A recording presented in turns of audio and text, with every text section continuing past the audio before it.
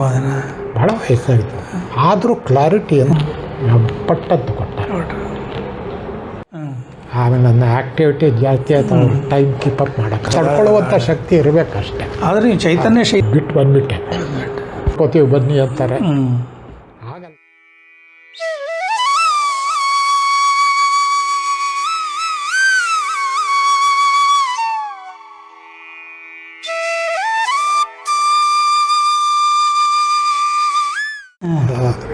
ಆಮೇಲೆ ನಾ ಈ ಜರ್ನಲಿಸ್ಟಲ್ಲಿ ಇಷ್ಟೆಲ್ಲ ಆಗಿದ್ದು, ಬೆಳವಣಿಗೆ ಆಗಿದ್ದು ಜಾಫರ್ ಶರೀಫ್ಗೂ ಗೊತ್ತಿಲ್ಲ, ನಿಜ್ಲಿಪ್ ಅವ್ರಿಗೂ ಗೊತ್ತಿರಲಿಲ್ಲ.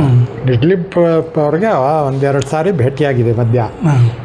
ಅವ್ರ ಕೊನೆಗಾಲದಲ್ಲಿ ಕುಮಾರ ಕೃಪಾ ಇದರಲ್ಲಿ ಉಳ್ಕೊಂಡಿದ್ರು. ನನಗೆ ಅವ್ರು ಈ ಬಂದಿದ್ದಾರೆ ಅಂತ ಗೊತ್ತಾಯ್ತು. ಸೀದಾ ಹೋಗಿ ಅವ್ರು ಮಾತಾಡಿಸಿದೆ.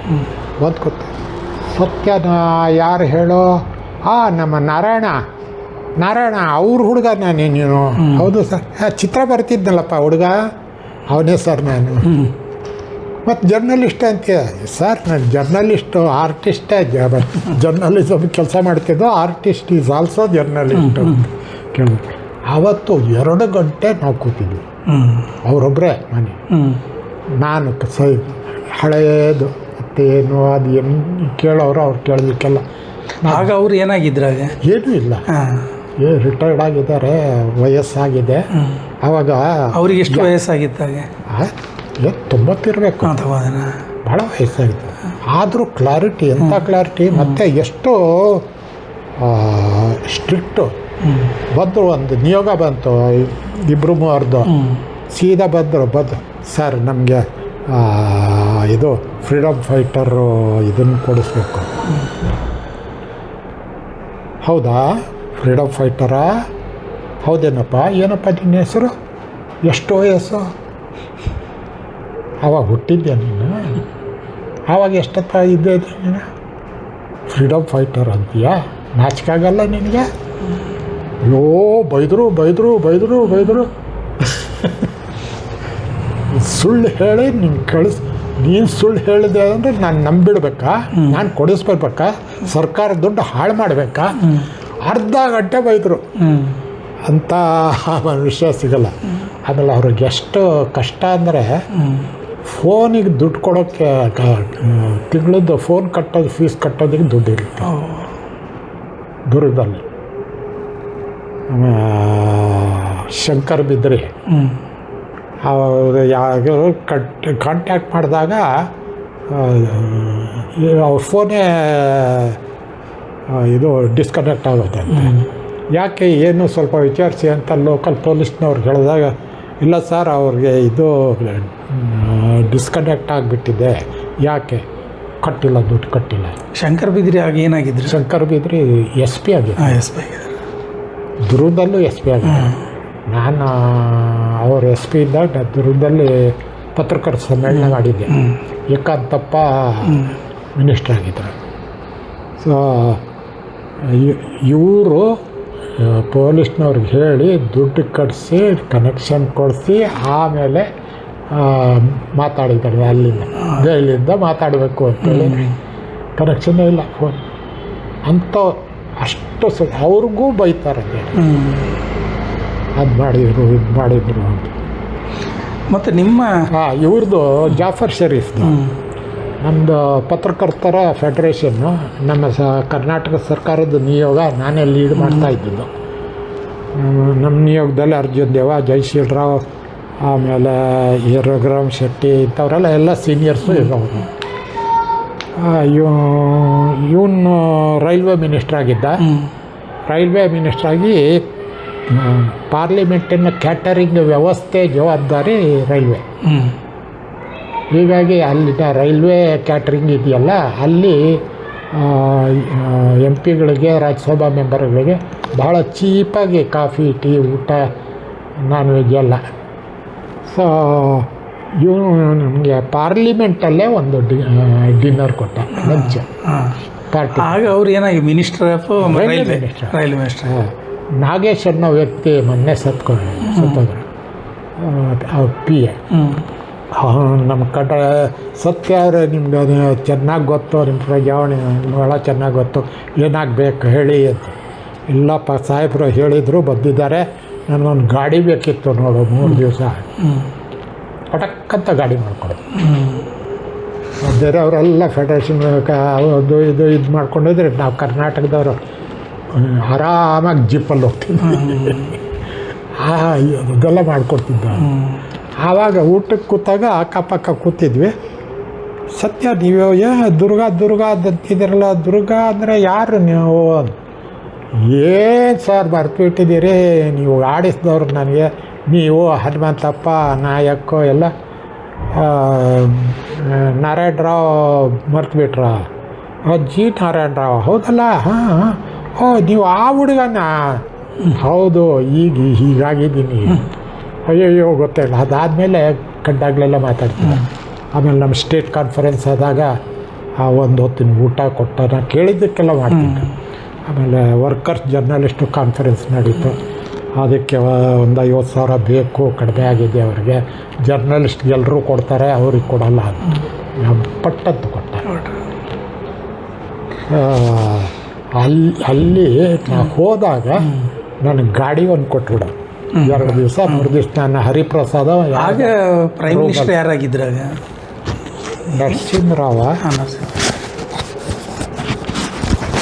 ನರಸಿಂಹರಾವೇ ಇರಬೇಕು ಅಂತ. ಮತ್ತು ನಿಮ್ಮ ಚಿತ್ರಗಳಲ್ಲಿ ಮುಖ ಮತ್ತು ಇದು ಭಾಳ ಸುಂದರವಾಗಿರ್ತದೆ. ಕೆಲವರು ನೀವು ಹೇಳಿದ್ರಿ ಅದರ ಗುಟ್ಟು ನಮ್ಮ ಹೆಂಡತಿಯೇ ಅಂತ ಫೇಸ್ಬುಕ್ಕಲ್ಲಿ ಹೇಳಿದ್ರಿ, ಸುಂದರ. ಮತ್ತು ನಿಮ್ಮ ಚಿತ್ರದಲ್ಲಿ ಮಂಜುಳಾ, ಸಿನಿಮಾ ತಾಯರೆಲ್ಲ ಕಾಣ್ತಾರೆ. ಈ ಸುಂದರ ಚಿತ್ರ ಬರಲಿಕ್ಕೆ ಏನು ಪ್ರೇರಣೆ ಅಥವಾ? ಇಲ್ಲ, ನಾನು ಬೇಸಿಕಲಿ ನಾನು ಇಷ್ಟಪಡೋದು ಫೋಟೋಜೆನಿಕ್ ಫೇಸ್. ಫೋಟೋಜೆನಿಕ್ ಫೇಸ್ ಅದು ಒಬ್ಬ ಆರ್ಟಿಸ್ಟ್ ಆಗಲಿ, ಫೋಟೋಗ್ರಾಫ್ ಆಗಲಿ, ಫೋಟೋಜೆನಿಕ್ ಫೇಸ್ ಯಾವುದಾದ್ರು, ಅದು ವಯಸ್ಸಾದವರು ಆಗ್ಬೋದು, ಯೂತು ಆಗ್ಬೋದು, ಮಕ್ಕಳು ಆಗ್ಬೋದು. ಫೋಟೋಜೆನಿಕ್ ಫೇಸೇ ಬೇರೆ. ಅದನ್ನು ಗುರುತಿಸುವಂಥ ಇದು ಪ್ರೌಢಿಮೆ ನಮ್ಮಲ್ಲಿರಬೇಕು. ಈ SM ಪಂಡಿತ್ ಮತ್ತು ನಿಮ್ಮ ಇವರು ರಾಜಾ ರವಿವರ್ಮ ಇಂಥ ರಿಯಲಿಸ್ಟಿಕ್ ಚಿತ್ರ ಎಲ್ಲ ಮಾಡ್ತಾರಲ್ಲ, ಅದರ ಪ್ರೇರಣೆ ಏನಾದ್ರು ಬಂದಿತ್ತ ನಿಮಗಿಲ್ಲ? ಹಾಂ, ಈ ಪ್ರತಾಪ್ ಮಲ್ಲಿಕ್ ಅಂತ ಡಾಬು ಸೂಜ ಎಲ್ಲ ಬರೀತಾರೆ, ಅವರು ಅಮರ ಚಿತ್ರಕಥೆಯಲ್ಲೆಲ್ಲ ಚಿತ್ರಗಳೆಲ್ಲ ಬರೀತಾರಲ್ಲ. ಪ್ರತಾಪ್ ಮಲ್ಲಿಕ್ ಬಹಳ ಚೆನ್ನಾಗಿ ಡಾಬು ಅವರು ಮತ್ತು ಅಬೀರ್ ಸೂರ್ತಿ ಅಂತ ಅವರೆಲ್ಲ ಕಾರ್ಟೂನಿಸ್ಟ್. ಪ್ರತಾಪ್ ಮಲ್ಲಿಕ್ ಭಾಳ ಚಂದ ಬರೀತಾರೆ. ಪ್ರತಾಪ್ ಇಲುಸ್ಟ್ರೇಟರ್. ಅವರ ಪರಿಚಯ ಇದೆ. ಅವರು ಚಂದಮಾಮದಲ್ಲಿ ಶಂಕರ ಚಿತ್ರ ಅಂತ ಅವರೆಲ್ಲ ಒಳ್ಳೆ ಆರ್ಟಿಸ್ಟ್. ಅವರ ಪರಿಚಯ ಇತ್ತ ಅಂತ ನಿಮಗೆ? ಇಲ್ಲ, ನೇರ ಪರಿಚಯ ಇಲ್ಲ. ಬಟ್ ಪ್ರತಾಪ್ ಮಾಡದೇ ಇದ್ದಾಗ ಈ ಇವ್ರು ಬಂದಿದ್ರು ನನ್ನ ಹತ್ರ, ಯಾರೋ ಅನಂತ್ ಪೈ ಬಂದಿದ್ರು. ನನಗೆಲ್ಲ ನೋಡಿದರು, ನಂದು ಚಂದ್ರನಾಥ್ ಎಲ್ಲ ನೋಡಿದರು. ಇಷ್ಟು ಚೆನ್ನಾಗಿ ಮಾಡ್ತೀರಿ ನೀವು, ಬರ್ಕೊಡ್ರಿ ನಮಗೆ ಕಾಮಿಕ್ಸ್ಗಳಿಗೆ ಚಿತ್ರ ಬರ್ಕೊಡ್ರಿ. ಎಲ್ಲ ಅವ್ರದ್ದು ನಾರ್ತ್ನವ್ರು ಅವ್ರನ್ನೊಬ್ಬನೇ ಮೆರೀತಾ ಇದ್ದಾರೆ, ಪ್ರತಾಪ್ ಒಬ್ಬನೇ ಅಂತ. ನೀವು ಇನ್ನೂ ಚೆನ್ನಾಗಿ ಮಾಡ್ತೀರಿ, ನೀವು ಬರ್ಕೊಡ್ಲಿ ಮಾಡೋರು. ಅಷ್ಟು ಪೇಷಂಟ್ ಇಲ್ಲಪ್ಪ ನಮಗೆ ಅಷ್ಟು ಉದ್ದ ಬರೀಲಿಕ್ಕೆ. ಅವರಿಗೆ ಎಷ್ಟು ಒಳ್ಳೆ ಪೇಮೆಂಟ್ ಕೊಡ್ತಿದ್ರು ಅವರು? ಕೊಡ್ತಾಯಿದ್ರು. ನನಗೆ ಒಂದು ಬಸವೇಶ್ವರದ್ದು ಕೊಟ್ಟರು. 4 ಪೇಜ್ ಬರೆದೆ. ಆಮೇಲೆ ನನ್ನ ಆ್ಯಕ್ಟಿವಿಟಿ ಜಾಸ್ತಿ ಆಯ್ತು, ಟೈಮ್ ಕೀಪಪ್ ಮಾಡೋಕ್ಕೆ. ಚಂದ್ರನಾಥ್ ಅವರು ಬರೆದಿದ್ದೀರಾ? ಇಲ್ಲ, ಅವ್ರು ಬರೆದಿದ್ದಾರೆ. ಕಾದಂಬರಿ ಇದು ಅಮರ ಚಿತ್ರ ಬರೆದಿದ್ದಾರೆ. 2 ಬರೆದಿದ್ದಾರೆ.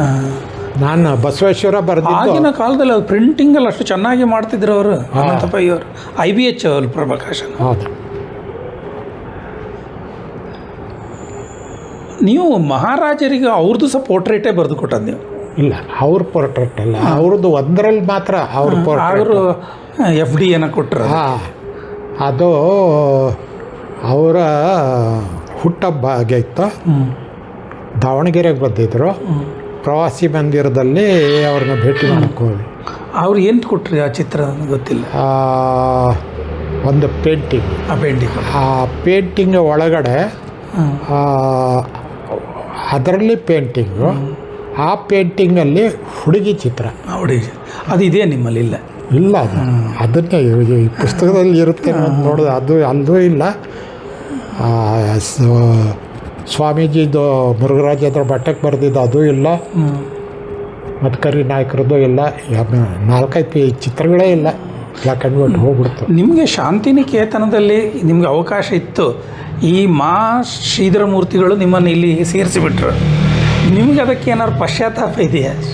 ಅಲ್ಲಿಗೆ ಮತ್ತೆ ಚಂದ್ರನಾಥ್ ಅವರು ಸೇರಿದ್ರು. ಚಂದ್ರನಾಥ್ ಇಲ್ಲಿ ಸೇರಿದ್ಮೇಲೆ ಅವ್ರು ಇಲ್ಲಿಂದ ಅಲ್ಲಿಗೆ ಕಳಿಸಿದ್ರು. ಇಲ್ಲಿ ಪ್ರಜಾವಾಣಿಗೆ ಬಂದ ಮೇಲೆ ಅವರು ಅಪ್ಲೈ ಮಾಡಿ ಎಲ್ಲ ಮಾಡಿ ಇಲ್ಲಿ ರಜಾ ತಗೊಂಡು ಅಲ್ಲಿಗೆ ಹೋಗಿ ಇಲ್ಲಿ ಅವರಿಗೆ ಸಂಬಳ ಬರ್ತಿತ್ತಾಗ. ಆ ಟೈಮಲ್ಲಿ ಸಂಬಳ ಬರ್ತಿರ್ಲಿಲ್ಲ, ಬಟ್ ಪರ್ಮಿಷನ್ ತಗೊಂಡೋದ್ರು. ಮತ್ತು 2-3 ವರ್ಷ ಹೌದು. ಸೊ ಅದು ಆಮೇಲೆ ಅವರಾಗಿದ್ದು. ಅವರು ಇವ್ರತ್ತ ಅವ್ರ ಇದರಲ್ಲಿ ಶೇಷಾದ್ರಿಪುರಮಲ್ಲಿ ಕಲಾಶಾಲೆ ಹಡಪದ ಅವ್ರ ಹತ್ರ ಕೆನ್ ಸ್ಕೂಲಲ್ಲಿ, ಕೆನ್ ಆರ್ಟ್ ಸ್ಕೂಲ್ ಅಲ್ಲಿ ಕೂಡ ಕಲ್ತಿದ್ದಾರೆ. ಮತ್ತು ನೀವು 83 ವರ್ಷದಲ್ಲಿ ಇದ್ದೀರಿ. ಈಗಲೂ ನಿಮಗೆ ಮೊಣಕಾಲಿದ್ದೇನೋ ಸಮಸ್ಯೆ ಇದೆ ಅಂತ ಹೇಳಿದರೆ ಬೇರೆ ಏನು ಆರೋಗ್ಯ ಸಮಸ್ಯೆ ಇಲ್ಲ? ನೀವು ವಾಕಿಂಗೆಲ್ಲ ಹೋಗ್ತಾ ಇರ್ತೀರಿ?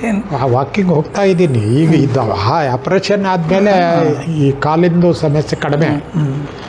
ಬಟ್ ನನಗೆ BP ಆಗಲಿ ಶುಗರ್ ಆಗಲಿ ಇಲ್ಲ. ಬಟ್ ಇದು ಬಿಕ್ಕಿದ್ದು ಇದ್ದೇ ಇರುತ್ತೆ. ಯೂರಿನ್ ಪ್ರಾಬ್ಲಮ್, ಮತ್ತೊಂದು ದಿಢೀರಂತ ಬರುವಂಥ ವಯಸ್ಸಾದ್ಮೇಲೆ ಏನಾದರೂ ಬರ್ತಲ್ಲೇ ಇರುತ್ತೆ. ಅದನ್ನು ತಡ್ಕೊಳ್ಳುವಂಥ ಶಕ್ತಿ ಇರಬೇಕಷ್ಟೇ. ಆದರೆ ನೀವು ಚೈತನ್ಯ ಶೈಲರಾಗಿದ್ದೀರಿ, ಅದು ಮುಚ್ಚ ಈ ಫೇಸ್ಬುಕ್ಕಲ್ಲಿದ್ದೀರಿ ಅಲ್ಲೇ. ಮತ್ತು ನೀವು ಒಂದು ಮೈಸೂರಿನ ಸಿಂಹ ಅಂತ ಒಬ್ಬರು ಚಿತ್ರಗಾರರ ಬಗ್ಗೆ ಬರೆದಿದೆ ಹೇಳಿದ್ರಿ. ಅವ್ರು ಯಾಕೆ ಚಿತ್ರಕಲೆಯನ್ನು ಬಿಟ್ಟು ಹೋದ್ರು? ಅವ್ರು ನರಸಿಂಹ ಅಂತ ಅವ್ರ ಹೆಸರು. ಮೂಡಿಫೆಲ ಅವರು ಇಲ್ಲಿ ಮೈಸೂರಿನವ್ರು. ಅವರು ಮೈಸೂರಿನವ್ರು. ಮತ್ತು ಧನು ಅಂತ ಒಬ್ಬರು ಬರೀತಿದ್ರು, ಧನು ಅಂತ. ಧನುದಂತ ಹೇಳ್ಕೊಳ್ಳುವಂಥದ್ದು ವರ್ಕ್ ಏನಿಲ್ಲ. ಬಟ್ ಸಿಂಹ ಭಾಳ ಒಳ್ಳೆ ಇಲಿಸ್ಟ್ರೇಟರ್. ಅವ್ರು ಮೊದಲು ಇದಕ್ಕೆ ಸೇರಿದ್ರು, ಕಸ್ತೂರಿಗೆ ಸೇರಿದ್ರು, ಇದಕ್ಕೂ ಕೆಲಸ ಮಾಡಿದರು, ಕನ್ನಡಪ್ರಭ. ಆಮೇಲೆ ನಮ್ಮ ಹತ್ರ ಬಂದರು. ಅಲ್ಲಿ ಬಂದಾಗ ಮಯೂರಾದಲ್ಲಿ ಇದರಲ್ಲಿ ಭಾಳ ಒಳ್ಳೆ ಚಿತ್ರಗಳು. ಅವ್ರು ಬಂದು ಇಲ್ಲಿ ಸಂಸಾರ ಮೈಸೂರು, ಇಲ್ಲೊಂದು ರೂಮು ಏನೋ ಅಡ್ಜಸ್ಟ್ ಮಾಡ್ಕೊಂಡಿರೋರು ದಿಢೀರಂತ ಒಂದು ದಿವಸ ಬಿಟ್ಟರು ಹೊರಟ. ಎಷ್ಟು ತಿಂಗಳು ಕೆಲಸ ಮಾಡಿದ್ದಾರೆ? 1.5-2 ವರ್ಷ ಇದ್ರು ಅಷ್ಟೇ. ಅವರು ನಿಮ್ಮ ಇದರೊಳಗೆ ಇದ್ದರು, ಗ್ರೂಪಲ್ಲೇ ಇದ್ದರು. ಬಟ್ ಅವ್ರದಲ್ಲಿ ಯಾರೂ ಕೂಡ ಮೆಚ್ಚುವಂಥ ಕಲಾಗಾರಿಕೆ ಅಂತ. ಅವರ ಫಿಗರೇಟಿವ್ ಡ್ರಾಯಿಂಗ್ ಭಾಳ ಚೆನ್ನಾಗಿರೋದು. ಅವ್ರದ್ದೇ ಒಂದು ಶೈಲಿ. ಅದರ ಸ್ಯಾಂಪಲ್ ಏನಾದ್ರು ಇದೆಯಾ ನಿಮ್ಮ ಅದರಲ್ಲಿ? ಅದು ಇಲ್ಲ. ನೀವು ಹಲವಾರು ಬಾರಿ ವಿದೇಶ ಪ್ರವಾಸ ಮಾಡಿದ್ದೀರಿ. ವಿದೇಶದಿಂದ ನಾವು ಕಲಿಬೇಕಾದದ್ದೇನು, ನಮ್ಮಿಂದ ಅವರು ಕಲಿಬೇಕಾದದ್ದು ಏನಾರು ಇದೆಯಾ ಅಂತ? ಅಲ್ಲ, ವಿದೇಶದಲ್ಲಿ ಎಸ್ಪೆಷಲಿ ಈ ಆರ್ಟಿಗೆ ಸಂಬಂಧಪಟ್ಟಿದ್ದು ಹೇಳೋದಾದರೆ ಯುರೋಪಲ್ಲಿ ಬೇಕಾದಷ್ಟು ವಂಡರ್ಫುಲ್ ವರ್ಕ್. ಆಮೇಲೆ ಅವರ ಚಿತ್ರಗಳ ಬಗ್ಗೆ ಪುಸ್ತಕಗಳು, ಪ್ರಚಾರಗಳು, ಮತ್ತೊಂದು 100 ಪುಸ್ತಕಗಳು ಬಂದಿವೆ. ಹೀಗಾಗಿ ಬೇರೆ ಜನ್ರೇಷನ್ಗೆ ಅದು ಮೋಟಿವೇಟ್ ಮಾಡೋದು ಸಿಗುತ್ತೆ. ನಮ್ಮಲ್ಲಿ ಅದಿಲ್ಲ. ಅಲ್ಲಿದು ರಿಯಲಿಸ್ಟಿಕ್ ಚಿತ್ರಗಳು, ಆ ಕಾಲದಲ್ಲಿ ಒಂದು ರೊಮ್ಯಾಂಟಿಕ್ ಅಂತಾರೆ, ರಿಯಲಿಸ್ಟಿಕ್ ಅಂತಾರೆ, ಮತ್ತು ಅಬ್ಸ್ಟ್ರಾಕ್ಟು ತಂದಿದ್ದು ಪಿಕಾಸೋ ಎಲ್ಲ ಬಂದ ಮೇಲೆ ಪಿಕಾಸೋ ಇಂದ ಶುರು ಆಯಿತು. ಆಮೇಲೆ ಅಲ್ಲೂ ಬೇರೆ ಬೇರೆ ಇಸಮ್ಗಳು ಇವೆ. ಅವ್ರಿಗೇನು ಅಂದರೆ ಚಿತ್ರ ಅನ್ನೋದು ಅದಕ್ಕೆ ಜೀವಂತಿಕೆ ಇದೆ ಅಂತ ಅವ್ರ ಆರ್ಗ್ಯುಮೆಂಟ್. ಹೀಗಾಗಿ ಒಂದು ಚಿತ್ರ ಪೇಂಟಿಂಗ್ ಬರೆದಿದ್ದು ಯುರೋಪಲ್ಲಿ ಭಾಳ ಪಾಪ್ಯುಲರ್ ಚಿತ್ರ ಅದು. ಆ ಚಿತ್ರ ಬಿಲ್ಡಿಂಗು ಹೀಗೆ ಅಲ್ಲಾಡ್ತಾ ಈ ಚಿತ್ರದಲ್ಲಿ ಇರೋದು ಎಲ್ಲ ಮರ ಅದು ಎಲ್ಲ ಅಲ್ಲಾಡ್ತೀವಿ. ಅವರು ಹೌದು, ನನ್ನ ದೃಷ್ಟಿಯಲ್ಲಿ ಅದು ಕೂಡ ಜೀವಂತ. ಇಷ್ಟು ಜನರಿಗೆ ಜೀವನ ಕೊಡುವಂಥ ಬಿಲ್ಡಿಂಗು ಜೀವಂತನೇ. ಅದನ್ನು ನಾನು ತೋರಿಸಿದ್ದೀನಿ. ಇಂಪ್ರೆಷನಿಸಮ್. ಮತ್ತೊಂದು, ನೀವು ಯಾವುದಾದ್ರು ಆರ್ಟ್ ಎಕ್ಸಿಬಿಷನ್ ಏನಾದ್ರು ಮಾಡಿದಿರಿ? ಇಲ್ಲ, ನನಗೆ ಅದರಲ್ಲಿ ನಂಬಿಕೆನೇ ಬರಲಿಲ್ಲ. ಏನಾಯಿತು ಗೊತ್ತಾ, ನನ್ನ ಚಿತ್ರಗಳಿಗೆ ಸಿಕ್ಕಾಬಟ್ಟೆ ಡಿಮ್ಯಾಂಡ್. ಒಂದು ಚಿತ್ರನೂ ಮನೆಯಲ್ಲಿ ಇರ್ತಿರ್ಲಿಲ್ಲ. ಹೀಗಾಗಿ ಪೇಂಟ್ ಮಾಡಿ ಅದನ್ನ ಎಕ್ಸಿಬಿಷನ್ ಮಾಡೋ ಟೈಮೇ ಸಿಕ್ಕಿರಲಿಲ್ಲ. ಅಷ್ಟು ಬಿಡುವಿಲ್ಲದೆ ಮತ್ತು ನನಗೆ ಇನ್ನೊಬ್ರಿಗೆ ಇಂಪ್ರೆಸ್ ಮಾಡೋ ಅಗತ್ಯನೇ ಇರಲಿಲ್ಲ. ಡಿಮ್ಯಾಂಡ್ ಜಾಸ್ತಿ ಇರೋದ್ರಿಂದ ಸೊ ಅದನ್ನು ಮಾಡೋದು. ಒಂದು ಹಂತದಲ್ಲಿ ನಾನು ಕೂಡ ಲಲಿತ ಕಲಾ ಅಕಾಡೆಮಿ ಸದಸ್ಯ ಆಗಿದ್ದೆ. ಆ ಸದಸ್ಯ ಆಗಿದ್ದಾಗ ನನಗೆ ಅಲ್ಲಿ ಗೊತ್ತಾಗೋದು ಆ ಗ್ರೂಪಿಸಮ್ಗಳು, ಮತ್ತೊಂದು ಏಕವ್ಯಕ್ತಿ ಪ್ರದರ್ಶನ, ಗ್ರೂಪ್ ಎಕ್ಸಿಬಿಷನ್ಸು, ಅದಕ್ಕೆ ದುಡ್ಡಿಗೆ ಸ್ಯಾಂಕ್ಷನ್ ಮಾಡೋದಕ್ಕೆ ಹೊಡೆದಾಡೋದು, ಈ ಗ್ರೂಪು ಆ ಗ್ರೂಪು, ಇದ್ರ ವಿರುದ್ಧ ಅವ್ರ ವಿರುದ್ಧ ಇವರು, ಇವೆಲ್ಲ ನೋಡಿ ಅಸಹ್ಯ ಬಿಟ್ಟು ಬಂದುಬಿಟ್ಟೆ. ಯಾವತ್ತೂ ನನ್ನ ಪೇಂಟಿಂಗನ್ನು ಎಕ್ಸಿಬಿಷನ್ಗೆ ಅಂತ ಕೊಡಲಿಲ್ಲ. ಪ್ರೈಸ್ ಕೊಡ್ತಾರ ಅದು ಕೇಳಲಿಲ್ಲ. ಅದನ್ನು ಪ್ರೈಸ್ ಬೇಕು ತೊಗೋಬೇಕು ಅಂತ ನನಗೆ ಅನ್ನಿಸ್ಲೇ ಇಲ್ಲ. ನೀವು ಪ್ರಥಮವಾಗಿ ನೀವು ಓದದ್ದು 1985 ಸೌತ್ ಕೊರಿಯಾ, ಮಾಸ್ಕೋ, ಯುರೋಪಿಗೆಲ್ಲ ಹೋದ್ರಿ. ಅದೇ ಪ್ರಥಮ ವಿದೇಶ ಪ್ರವಾಸ.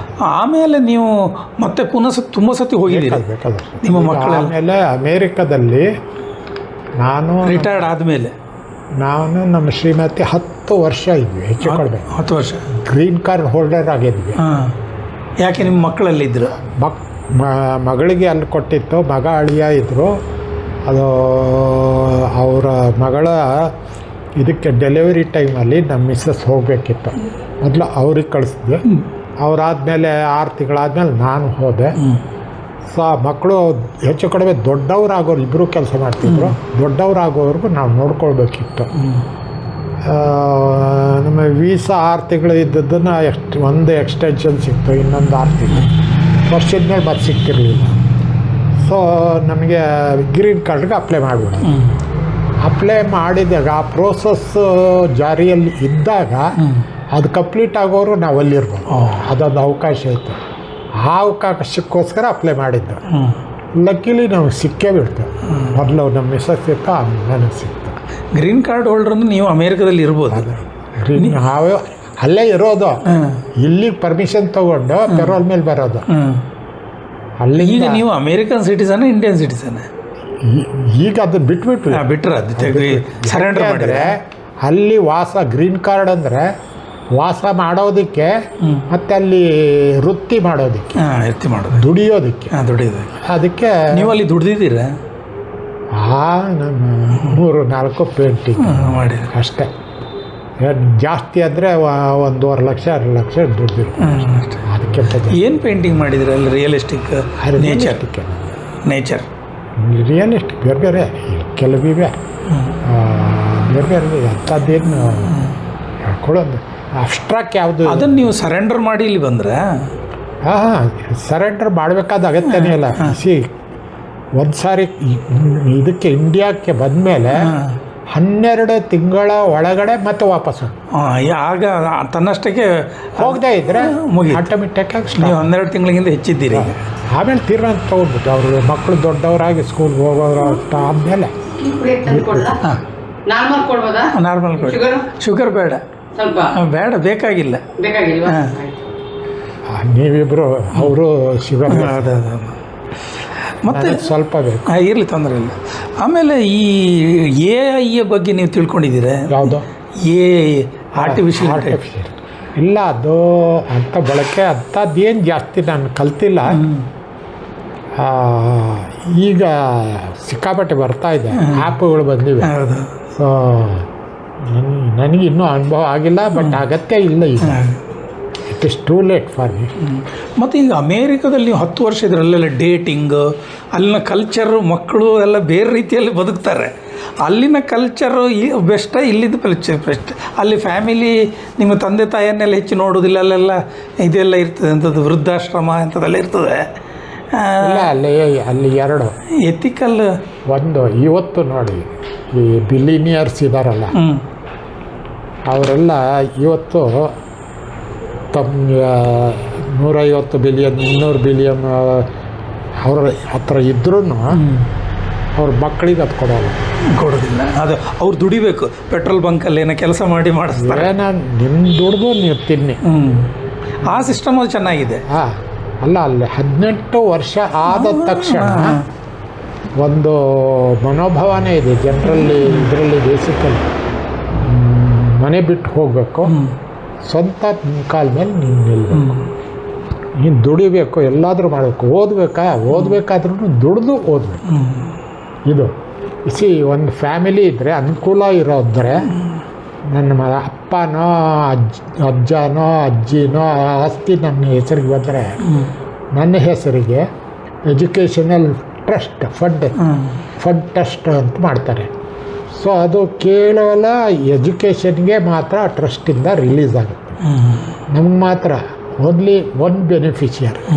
ಸೊ ಅದನ್ನು ಬಳಸ್ಕೊಂಡು ಅದು ಓದೋಕ್ಕಷ್ಟೇ ಬಳಸ್ತಾರೆ ಅಷ್ಟೇ. ಅದಾದಮೇಲೆ ಮತ್ತೆ ಕೆಲಸ ಸೇರೋದು, ಮಾಡೋದು, ಮದುವೆ ಮಾಡ್ಕೊಳ್ಳೋದು, ಮನೆ ಮಾಡೋದು, ಜೀವನ ಮಾಡೋದು ಎಲ್ಲ ನಿನ್ನ ಜವಾಬ್ದಾರಿ. ತಂದೆ ತಾಯಿ ಅದು ಒಳ್ಳೆ ಅಂತ ಹೇಳ್ತಾರೆ, ಇಲ್ಲಿಂದ ಸಿಸ್ಟಮ್ ಒಳ್ಳೆ ತಂದೆ ಅಲ್ಲ, ಅದು ಒಂದು.